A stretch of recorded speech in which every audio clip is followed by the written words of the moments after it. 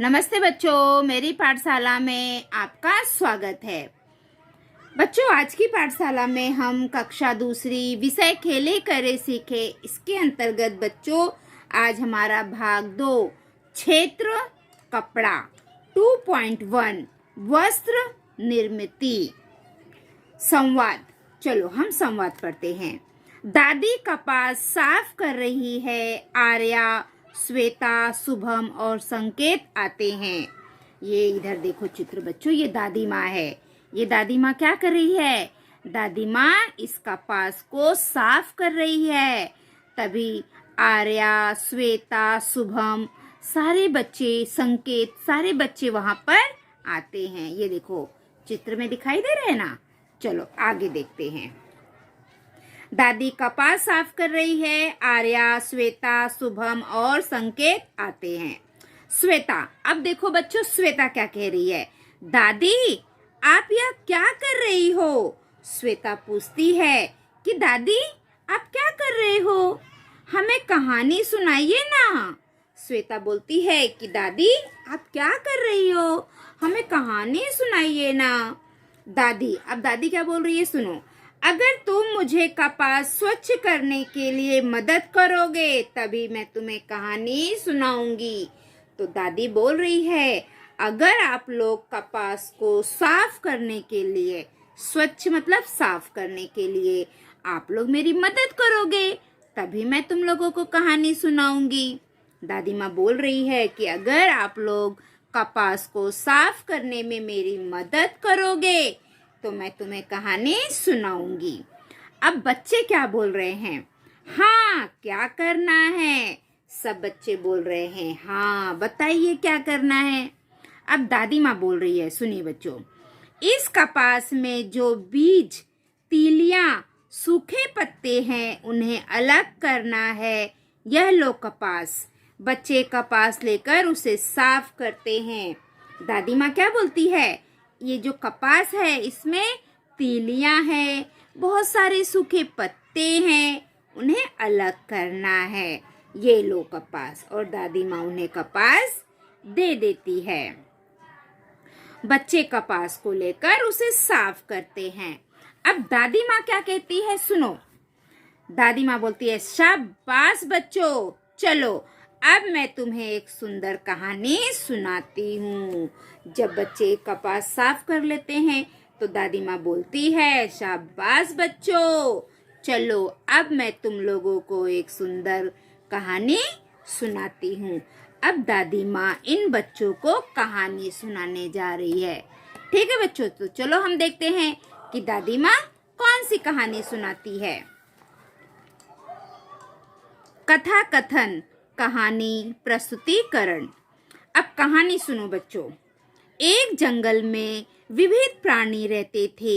एक जंगल था और वहां पे बहुत सारे प्राणी रहते थे। वे हमेशा एक दूसरे की मदद करते थे। एक बहुत बड़ा जंगल था बच्चों, और जंगल में ना बहुत सारे प्राणी रहते थे। और वे जो प्राणी थे वो हमेशा एक दूसरे की मदद करते थे। लोग जंगल के पेड़ काटते थे, इसलिए इन्हें बड़ा डर लगने लगा। ये प्राणी जंगल में एक जगह पर बैठकर सोचने लगे। सभी लोग आके क्या करते थे? जंगल को काटने लगे। तो ये सारे प्राणी बहुत डर गए कि अब क्या करें। ये प्राणी जंगल में एक जगह पर बैठकर सोचने लगे। तभी एक हिरन का शावक दौड़ता हुआ आया। वह बहुत घबराया हुआ था। ये लोग बैठ के एक जगह पे सोच रहे थे कि क्या किया जाए। तभी एक हिरन का बच्चा आता है दौड़ता हुआ, और वो बहुत घबराया हुआ था, बहुत डरा हुआ था। उसकी माँ पूछने लगी, क्या हुआ? वो जो बच्चा था ना हिरन का, वो बहुत घबराया हुआ था। तो उसकी माँ उससे पूछती है कि क्या हुआ? शावक ने कहा, माँ, आज मैंने ऐसा प्राणी देखा जिसे आज तक नहीं देखा था। तो वो बच्चा अपनी माँ से कहता है कि माँ, आज मैंने ऐसे प्राणी को देखा जिसको मैंने आज तक कभी नहीं देखा था। वह इधर उधर घूम रहा था। कुछ देर बाद उसने अपने शरीर पर से कुछ तो खींच कर निकाला और उसे पेड़ पे लटका कर वह पेड़ के नीचे सो गया। वो शवक अपनी मम्मी को बता रहा है कि मैंने आज ऐसा प्राणी देखा जिसे मैंने कभी नहीं देखा था।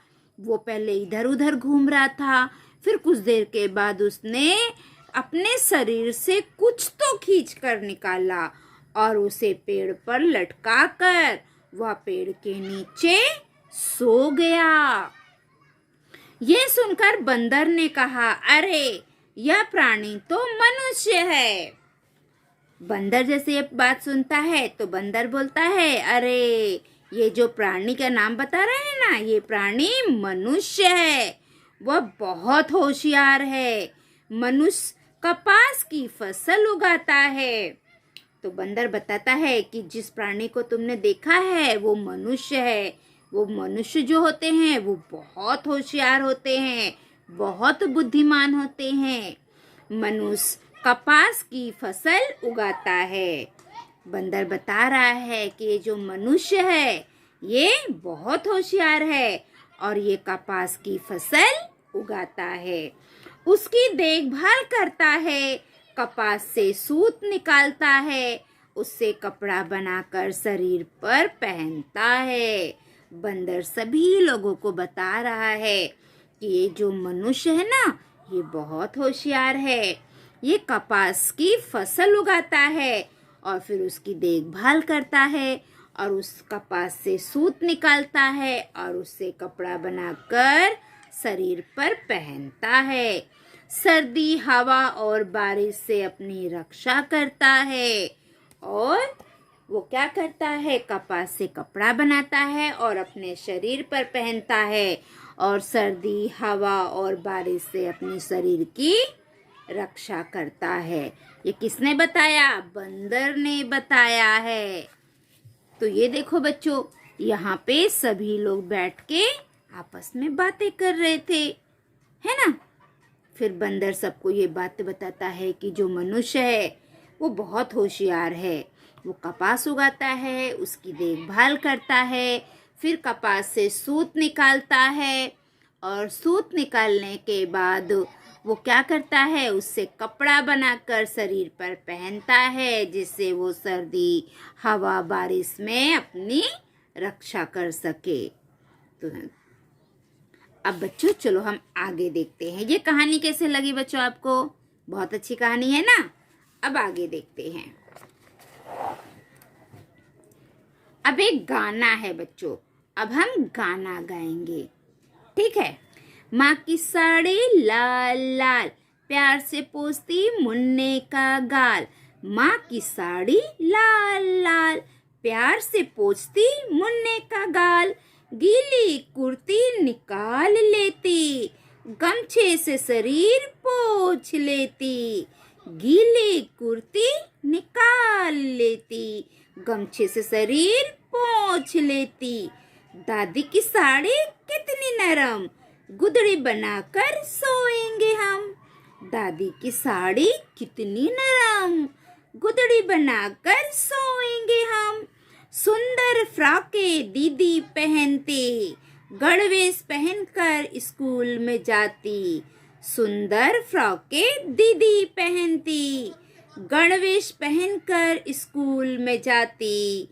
धोती पहनते दादाजी, कमीज पतलून पापा जी।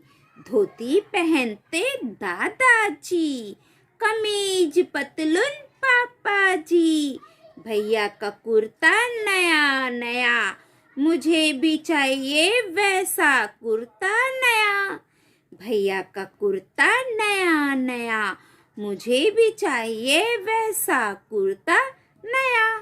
बच्चों ये गाना कितना अच्छा है, ये गाना आप भी याद करो। देखो इस गाने में क्या बताया गया है, जो माँ की साड़ी है वो लाल लाल है और माँ अपनी लाल लाल साड़ी से मुन्ने का मुंह बहुत प्यार से पोंछ देती है। गीली कुर्ती निकाल लेती है और जो मुन्ने की गीली कुर्ती है उसको निकाल लेती है। गमछे से शरीर पोंछ लेती है और जो दादी की साड़ी है वो कितनी नरम नरम है, उससे गुदड़ी बनाकर हम उस पर सोएंगे।